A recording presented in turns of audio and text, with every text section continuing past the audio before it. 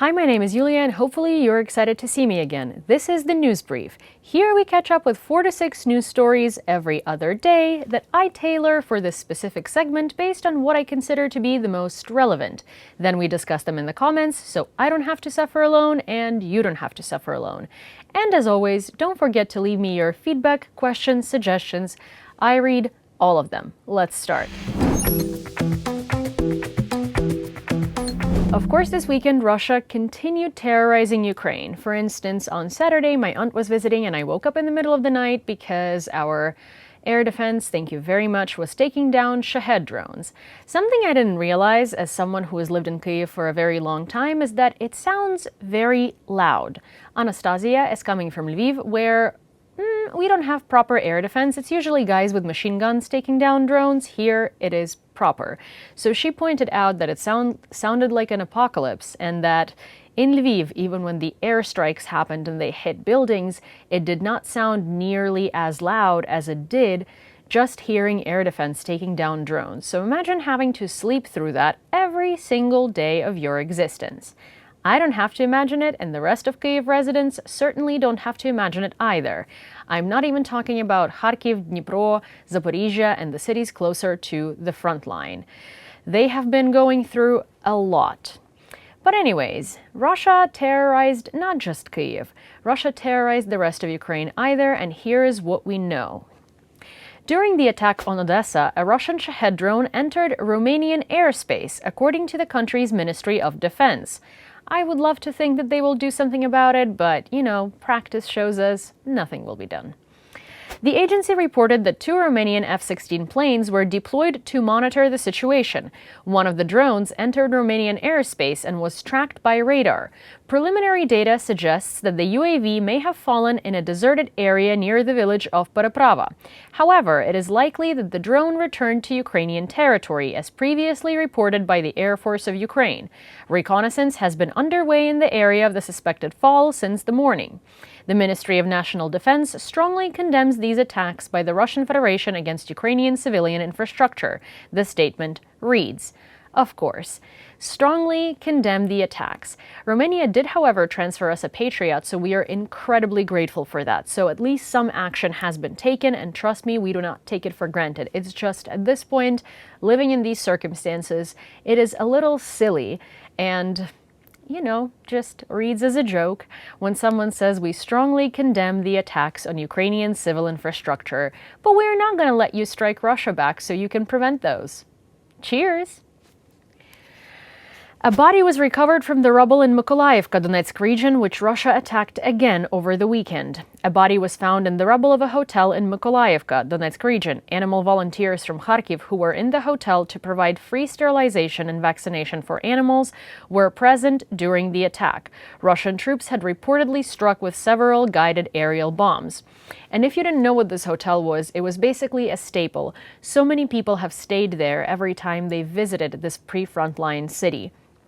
I mean, when we talk about Donetsk, airstrikes happen all the time, and unfortunately, Russia just carpet bombs everything they have access to bomb. But in this particular case, this hotel was sort of a beacon. All of the international journalists, volunteers, organizations stayed there. Anton Ptushkin, who is a famous Ukrainian travel blogger, also stayed there. He is from Luhansk himself, so Donbass is native to him, and he had expressed his condolences on his Instagram, talking about how he has stayed in this hotel and this particular attack is very dear to him.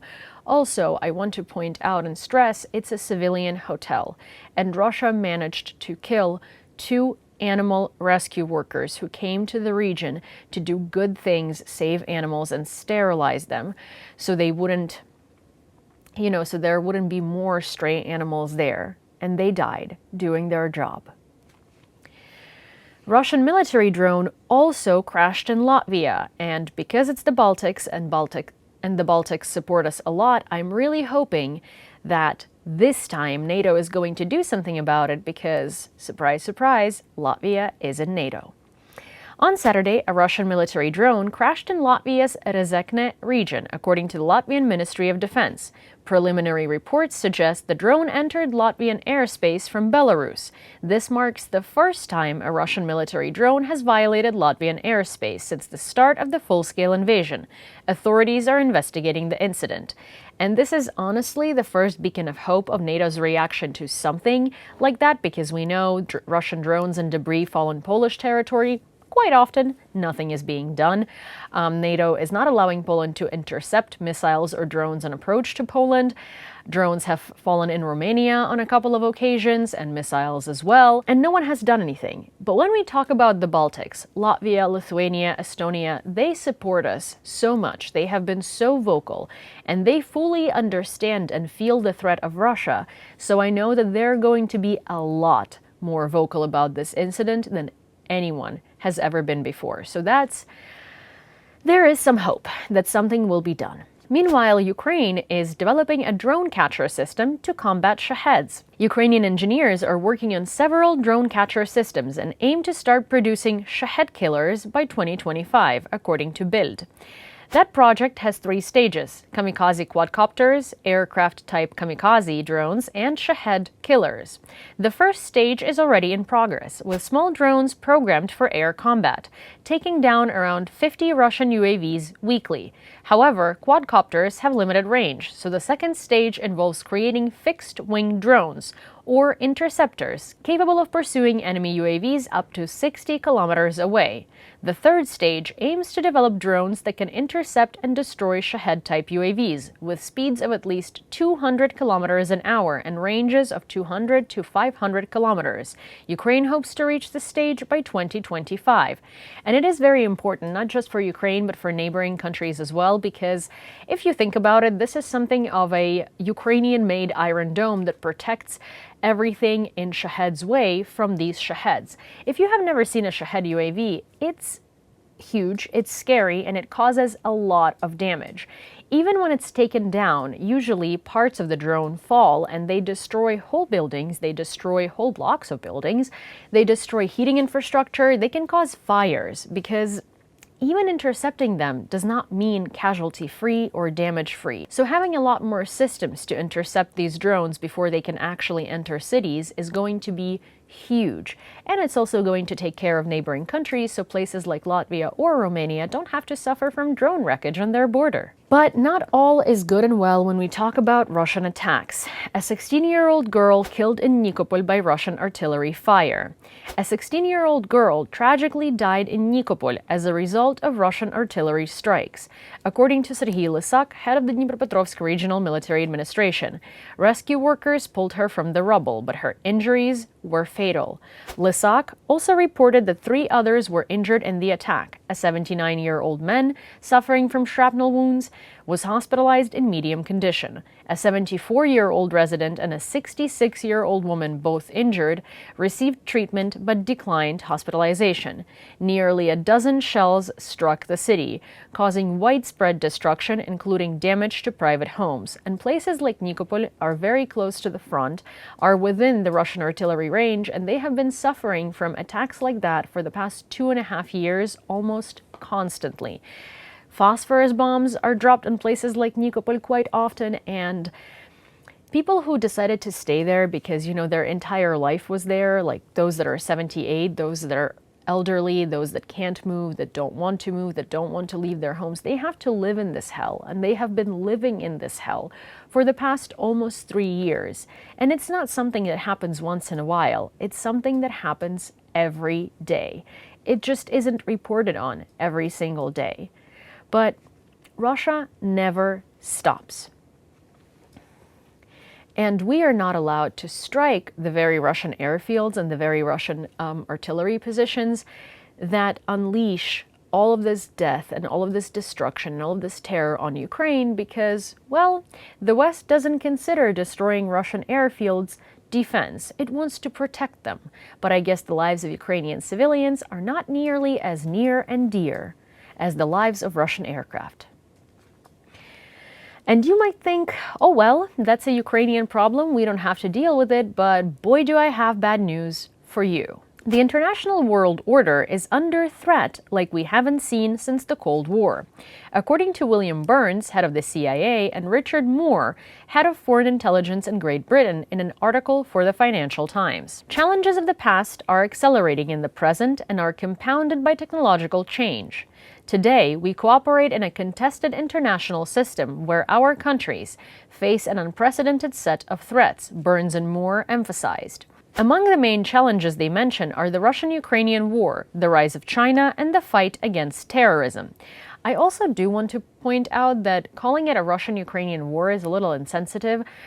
It's the Russian invasion of Ukraine, and it is so important that bloggers, people online, just people with social media accounts, and especially people like the head of the CIA and, the head of the intelligence of Great Britain say the Russian invasion of Ukraine, not the Russian-Ukrainian war, because when you say that, it implies that, it's just a war between two countries, not an illegal invasion.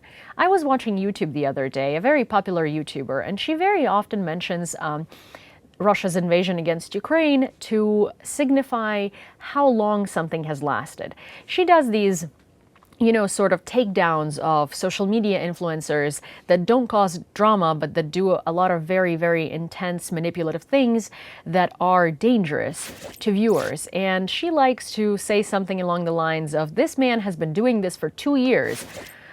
For your understanding, that's 465 days of the Russian-Ukrainian situation. And she very often says the Russian-Ukrainian situation. It's a YouTuber with millions of followers.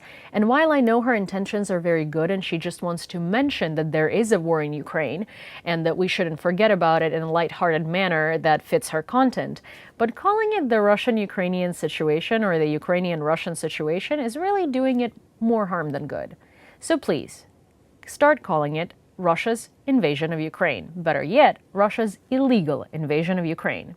Supporting Ukraine is now more important than ever. Putin will not be able to destroy the sovereignty and independence of Ukraine. We will continue to help our brave and determined Ukrainian intelligence partners. We admire Ukraine's resilience, innovation, and zeal. This conflict has demonstrated that technology, combined with extraordinary bravery and traditional weaponry, can change the course of war. This war has highlighted the need to adapt, experiment, and innovate, the article states. Burns and Moore also note that they're continuing their efforts to counter Russian propaganda and disinformation aimed at dividing the European community, preventing the resurgence of ISIS, and achieving peace in the Middle East, including the return of Israeli hostages taken by Hamas militants.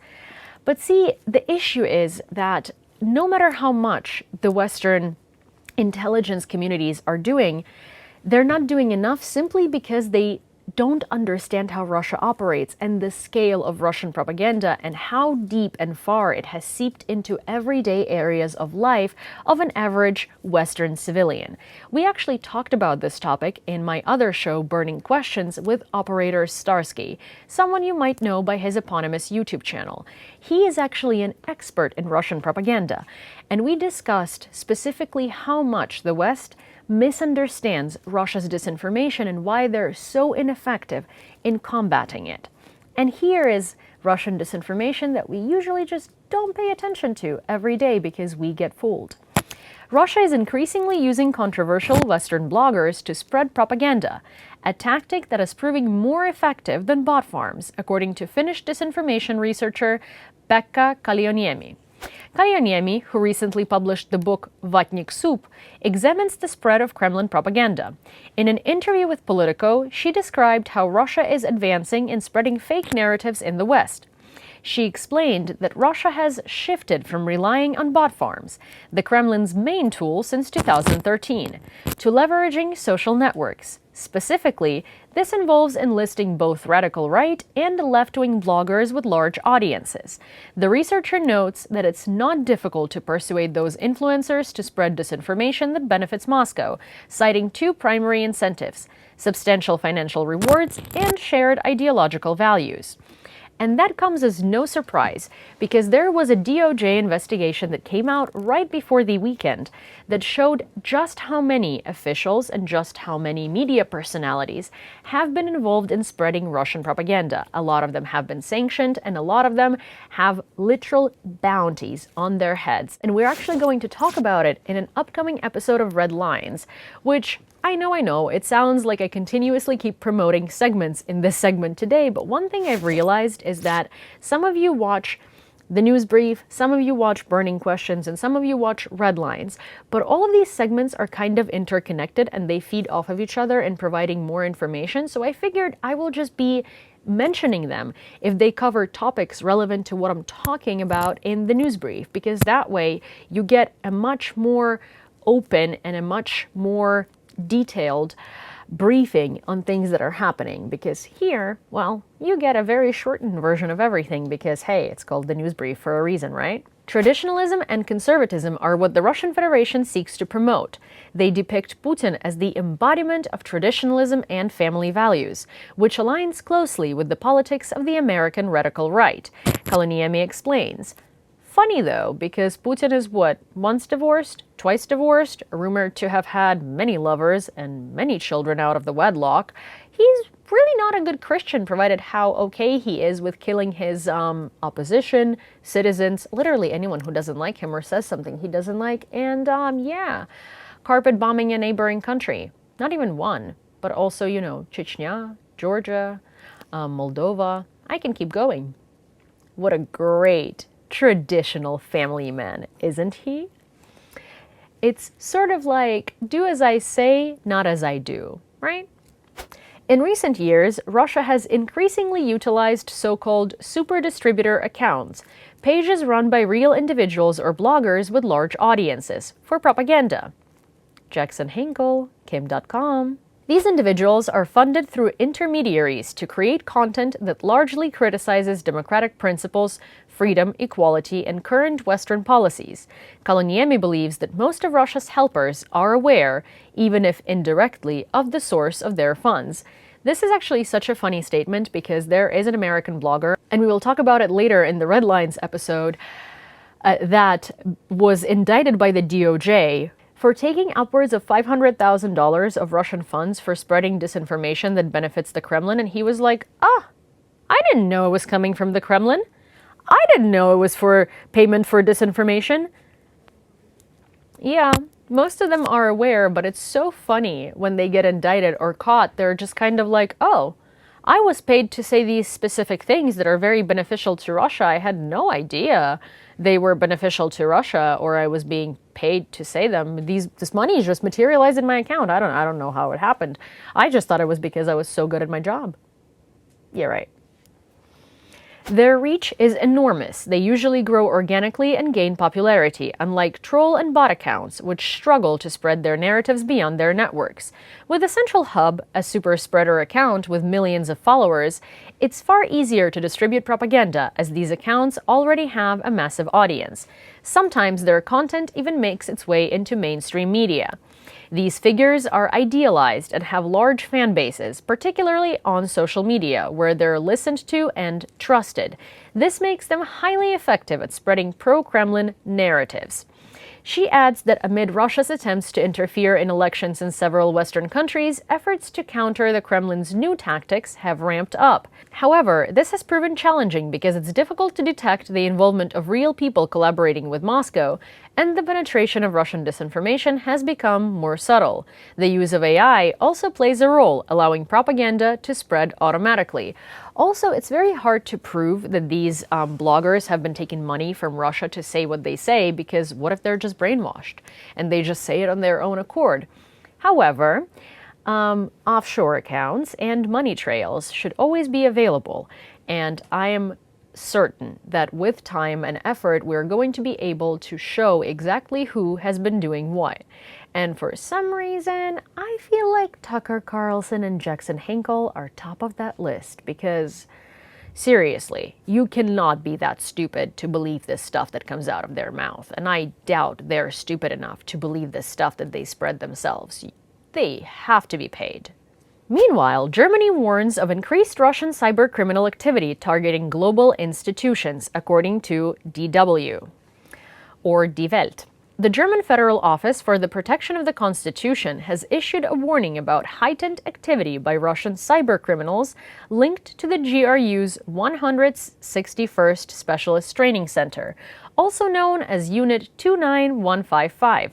These hackers have been involved in cyber attacks since at least 2020, targeting Ukraine, NATO, the EU, and countries in Latin America and Central Asia for espionage, sabotage, and reputational damage. A joint cybersecurity report from the BFV, FBI, CISA, and NSA and other partners revealed that the group's activities have targeted critical infrastructure, including public services, finance, transportation, energy, and health sectors. Key past targets include the U.S. Treasury, the State Department, Dutch and Czech intelligence, and Germany's BFV. Since 2022, the group's focus has likely shifted to undermining aid efforts to Ukraine, deploying malware such as Whispergate against Ukrainian organizations. Unit 29155 is also linked to sabotage and assassination attempts across Europe, including the poisoning of former Russian spy Sergei Skripal. Russian cyber attacks and Russian hackers are nothing new. A friend of mine works in cybersecurity in a very large bank in the United States, and they have had to completely revamp and redo their cybersecurity and how they operated since the beginning of the full-scale invasion of Ukraine in 2022 because of just how much and how often Russians are trying to attack the cybersecurity of various bank and government institutions in the United States. But honestly, while it's very unpleasant, it is incredibly annoying and it sounds scary, Russia is not nearly as cyber sophisticated as the US is. They honestly try to do these types of attacks, hoping that these institutions are not protected. Things that used to work very well in the 90s and the 2000s when cybersecurity was not sophisticated itself. So while it is very unpleasant and while it shows Russia for who it is, it really does not accomplish much in terms of their goals in these Western countries.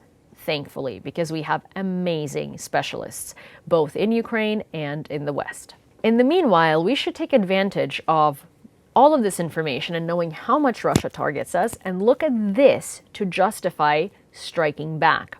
The Kursk operation has shattered the myth of Putin's red lines, according to Bloomberg, and me, and every Ukrainian official that has been screaming and shouting into the abyss about this for a long time, but hey, if Bloomberg says it. The Kursk operation was a crucial step for Ukraine, dispelling the notion of a dead-end war and exposing the emptiness of Putin's threats to defend Russian territory at all costs. This offensive highlighted the weakness in Russian defense and demonstrated to Kyiv's allies that Putin's red lines are more about intimidation than real threats. The publication writes, "So far, we have not seen serious retaliatory measures from Russia, which only confirms our arguments about the exaggeration of Putin's threats." Zelensky noted, urging allies to allow the use of long-range weapons against Russian targets. Despite the ongoing offensive by Russian troops in eastern Ukraine, Moscow is reportedly slow to transfer forces to the Kursk region. Russia will need to send many more troops there to push back Ukrainian forces, said one of the allied representatives. For Zelensky, the Kursk operation was a risky gambit, designed to strengthen his negotiating position and create a buffer zone to protect Ukrainian cities, the article notes. It was a coordinated operation using Western weapons that demonstrated to the Allies that Ukraine is capable of offensive action, said a senior European official. And that is very true. As I said prior, we should take this at face value and see that Putin's red lines are just in, Western defense advisors' heads, and we should let Ukraine strike back because Russia is not distracted enough in protecting Russia from being able to destroy everything around it. That's why they have all of this money and all of this time to employ bot farms, pay influencers, spread disinformation. But if Russia was on edge and Russia was actually scared that Ukraine can destroy its military infrastructure, they would have less time to try and poison your minds with their propaganda. Which, before we start talking about what the Western allies and which Western allies are doing in order to make that happen, I want to mention this most recent act of Russian propaganda that for some reason goes very unnoticed and widely accepted as something that is okay. There was a film festival in Venice called Biennale, and there is going to be another one starting tomorrow in Canada, Toronto Film Festival. And there was a movie, a documentary, if you say, by Trofimova, who is a former editor from the documentary department of RT, Russia Today, a literal Russian government propaganda news site, who embedded herself with a unit of Russian soldiers in eastern Ukraine, Russian occupiers of eastern Ukrainian regions, and she filmed a documentary about how good of guys they are. She called it Russians at War, and this documentary aims to show that these Russian soldiers are heroes back at home. It's aimed to give a bridge to the Western society and these Russian soldiers to understand each other, because in the West, they're merely seen as war criminals. Because they're illegally invading a territory of a sovereign country. And there is no excuse to that. It's kind of like, imagine if in 1941, a German journalist embedded herself with a Nazi unit and was like, these guys have a sense of humor and families, and they're just good guys, and they have their own sense of this war, and they have their own explanation to what they're doing, because these are her words about, the guys being the Russian occupying forces. She also said that during her 7 months, she hasn't seen any war crimes committed by them. There are over 100,000 recorded war crimes that have been submitted to the International Criminal Court in The Hague. They're confirmed and documented. Just because she hasn't seen them doesn't mean they don't exist. But this type of documentary aims to whitewash Russian soldiers and, make them palatable and build an understanding and humanize them. You can't humanize an invading force. Imagine someone saying, hey, I embedded myself with the Nazi soldiers and I haven't seen any gas chambers, so it's okay, right? What on earth? Please boycott this documentary fantasy film from a Russian propagandist. And if that wasn't reason enough for you to boycott this film and call your representatives if you are from Canada, this film was shot on 340,000 Canadian dollars of your taxpayer money from the Canada Documentary Fund. Isn't that lovely? Canada paid for Russian propaganda created by someone who was literally the head of the documentary department at a Russian propaganda channel. Yay. Lovely. We're doing so good. Former British Defense Minister Grant Shapps called for lifting restrictions on Storm Shadow strikes against Russia.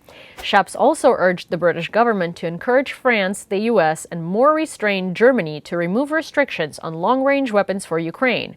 He proposed delivering a clear ultimatum to Putin: stop your constant attacks on Ukraine, or we will support Ukraine's response. In recent weeks, Ukraine has actively pressed its allies to lift all restrictions on the use of long-range weapons against Russia, arguing that this would enable them to target aircraft launching cruise missiles and guided aerial bombs. And he's right. The only language Russia understands is force. Crossing Putin's red lines is what is going to tame him, because he just doesn't expect it. He thinks that the West is scared of him, and what we're showing him is that we are, in fact, scared of him. And Russia's partners, they're not scared of the West, they're not scared of sanctions, and they're not scared of supporting Russia, and they're definitely not scared of crossing anyone's red lines. Iran has already sent ballistic missiles to Russia.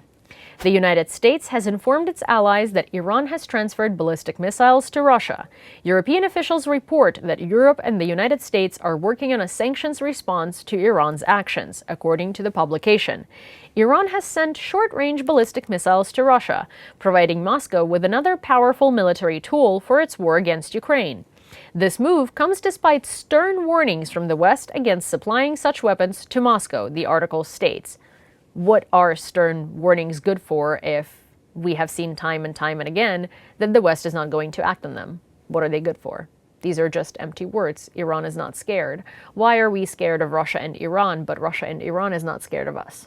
Russia may use Iranian ballistic missiles to target Ukraine's energy system. According to the Financial Times, Russia may use Iranian ballistic missiles to strike Ukraine's energy infrastructure, posing a serious threat. Officials warned that these missiles could be aimed at key infrastructure in Kharkiv, Sumy, and the areas along the front line. The supply of Iranian missiles may also allow Russia to use Kinzhal missiles for deeper strikes within Ukraine. They're likely to target Ukraine's energy system, especially in cities, which could result in more civilian casualties, said Andriy Zagorodnyuk, former Ukrainian defense minister and director of the Kyiv Center for Defense Strategies. And the ISW has determined how Russia could pay for Iranian missiles. Analysts at the Institute for the Study of War believe that the transfer of Iranian ballistic missiles is part of a strategic partnership between Iran and Russia. Iran seeks financial support from Russia, Su-35 fighter jets, and assistance in modernizing its cyber capabilities as well as its missile and space programs, and its nuclear program. No big deal. How are Russia's partners more decisive and more ready for action than Ukraine's partners? Baffles my mind. And Ukraine's partners and Ukraine's allies are not even allowing those allies of Ukraine like Poland who are actually thinking clearly and asking very reasonable requests like this. We must help Ukraine protect its nuclear power plants from stray Russian missiles, said Polish Foreign Minister Radosław Sikorski in an interview with the BBC. And this comes right after the finding that Iran is supplying Russia with ballistic missiles, so now Kinzhals can be used more. Now also North Korea has sent Russia missiles. They're not very effective, they're not very good, but that's what makes it easier for them to become stray missiles that accidentally target something that they weren't meant to. So anyways, I digress. There are now all of these missiles coming from all of Russia's partners that are inevitably going to be raining down on Ukraine, and we're not thinking about nuclear safety. Poland is, but Poland is not even allowed to take down missiles on approach to Poland. The Chernobyl disaster happened in Ukraine. Now imagine a Russian drone or missile going off course, not hitting Poland or Romania as it already has, but striking a Ukrainian nuclear power plant. I believe we should help Ukraine defend these facilities, Sikorski said when asked about Poland potentially shooting down Russian missiles over Ukraine. He added that such actions would be about Poland's right to self-defense. Sikorski stressed that this is his personal opinion and no official decisions have been made in Warsaw. Of course they haven't been made in Warsaw because they have to be approved by NATO. And as we have seen time and again, unfortunately, NATO is scared of taking action.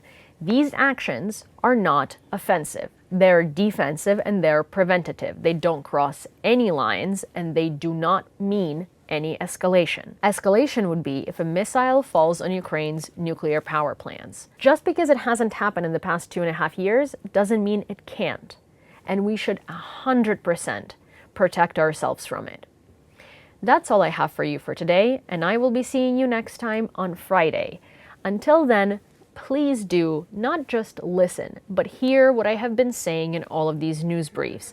Approach your representatives, whether you're in the UK, in Canada, or in the United States, and demand that they allow Ukraine to use long-range missiles to strike Russia so we can not only protect ourselves, but the world from a disaster that Russia is. Also, please don't forget to like this video, send it to a friend, leave a comment on whether you agree with me or maybe you have something to add. I read all of them. And don't forget to subscribe to The Gaze, G-A-Z-E, because all of us here tirelessly work to bring you amazing content that explains things around the world and also helps you understand what the situation in Ukraine is like. And you can see that from me constantly mentioning other segments that I do. It's not just, for PR purposes. It really isn't for PR purposes. It's just because they all work together to bring you the full picture. Anyways, see you next time.